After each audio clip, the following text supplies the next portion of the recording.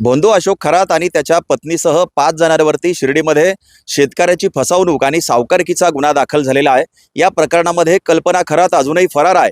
2 आरोपी अटकेत आहेत आणि त्यांच्याकडनं अनेक धक्कादायक माहिती देखील समोर आली। त्या दृष्टीने देखील पोलिसांचा तपास सुरू आहे। आज कल्पना खरातला जामीन मिळणार का, यासाठी आज राहता न्यायालयामध्ये सुनावणी होणार आहे। आता मी राहता न्यायालयासमोर आहे आणि आपण जर बघितलं तर 4 एप्रिल रोजी ही जी कल्पना खरात आहे हिच्या वकिलांनी इथे अर्ज दाखल केलेला आहे अटकपूर्व जामीन मिळावा यासाठी।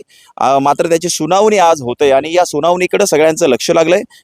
कारण कल्पना खरात ही गेल्या काही दिवसांपासून फरार आहे, त्यामुळे तिचा शोध एकीकडे पोलीस घेत असताना आज राहता न्यायालय कल्पना खरातला जामीन देणार का, असा प्रश्न निर्माण झालेला आहे। आज साधारण दुपारी जे आरोपीचे वकील आणि सरकारी वकील युक्तिवाद करतील आणि या युक्तिवादानंतर राहता न्यायालय आज काय निर्णय देणार हे पाहणं महत्त्वाचं ठरणार आहे।